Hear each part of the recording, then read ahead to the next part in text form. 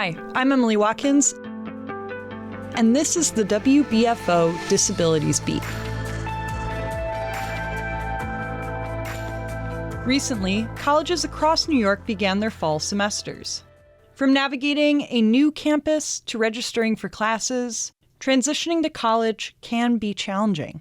But what is this transition like for students with disabilities?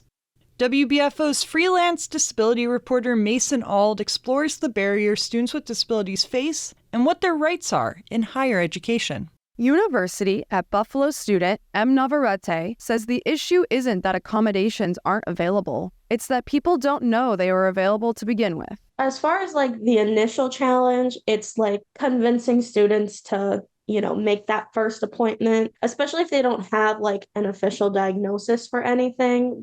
When you're struggling and you're having a difficult time, they can help you with that, but it's not as advertised, I guess. There are two key laws that protect students from discrimination based on their disability: the Americans with Disabilities Act and Section 504 of the Rehabilitation Act of 1973. Section 504, which prohibits discrimination in schools that receive federal funding, was the first law providing protections for students. Then, in 1990, the ADA expanded to protect students in all educational institutions. And while these laws have been on the books for decades, many students are not given information on or know their rights. Claudia Center is the legal director at Disability Rights Education and Defense Fund, or DREDF, which is a nonprofit dedicated to advancing civil rights of people with disabilities. She explains that while these laws exist, how universities approach providing resources and accommodations can differ significantly.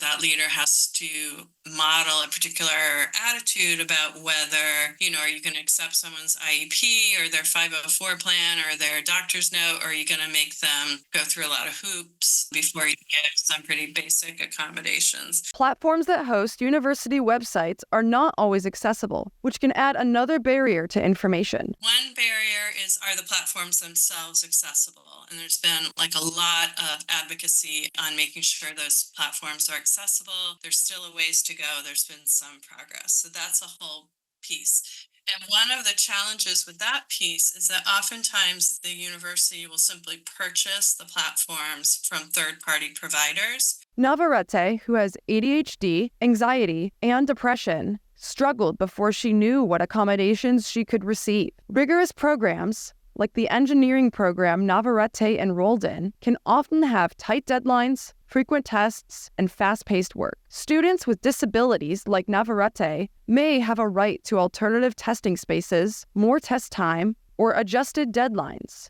Navarrete, for example, can make up homework or tests if she experiences an episode related to her disability.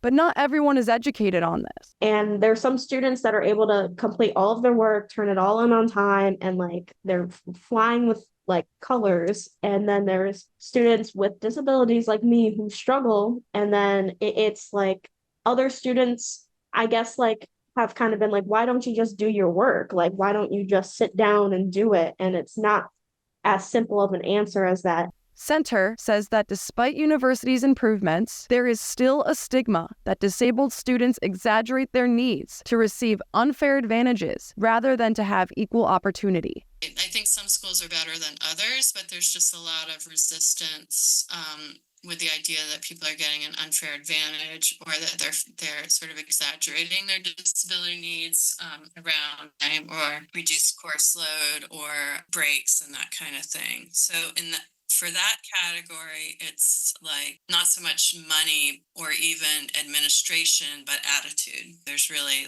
pushback on those. High school senior River Braverman is applying to colleges across the country. As an autistic student, his experience highlights both the improvements and the gaps in college accommodations. I'm applying to 20 schools. I've researched each of them extensively, especially regarding their disability and LGBTQ inclusions.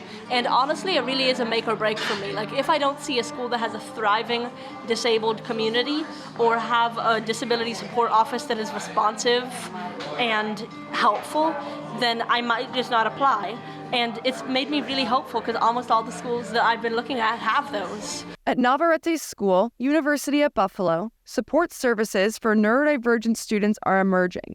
which are important not only for support, but for awareness and understanding. Additionally, UB's Accessibility Resources Office serves as a mediator between students and professors. I think it's definitely getting better. I know that they are just starting like a peer support program specifically for neurodiverse students, and that, wasn't available in a year before. I think they have a new counselor as well that also specializes in neurodiverse students, and that's something that I'm personally also seeking out for myself right now. So those are like resources that, again, like weren't there the past 2 years, and now they're available. But what accessibility resources are offered and how they are communicated doesn't just impact current students. It impacts students deciding on a university too. During Braverman's application process, he found schools were vague on their websites. A school could offer every accommodation he asks for, while others could offer none, but he'd never know from referring to just the website. I will say it's a difficult thing to put accommodations offered on a website because there are so many different types of accommodations that different students might need. But I do think maybe putting examples like accommodations such as physical ones, such as educational ones, such as housing ones, would make it easier for me as a prospective student to see how accepting they are and in what ways.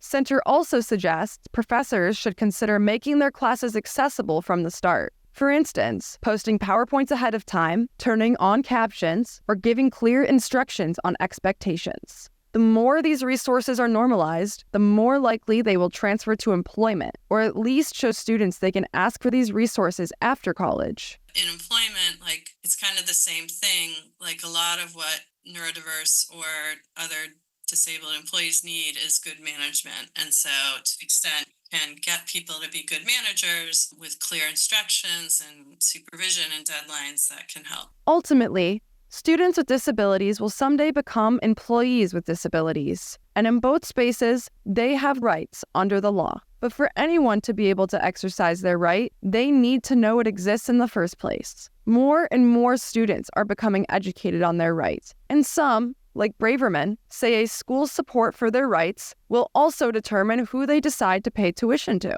I'm hopeful in general, and I'm excited, and I think wherever I go is going to find a way to make me feel comfortable and safe, because I'm not going to go there if they don't. I'm Mason Alt for the WBFO Disabilities Beat. You can listen to the Disabilities Beat segment on demand, view a transcript and plain language description for every episode on our website at WBFO.org. I'm Emily Watkins. Thanks for listening.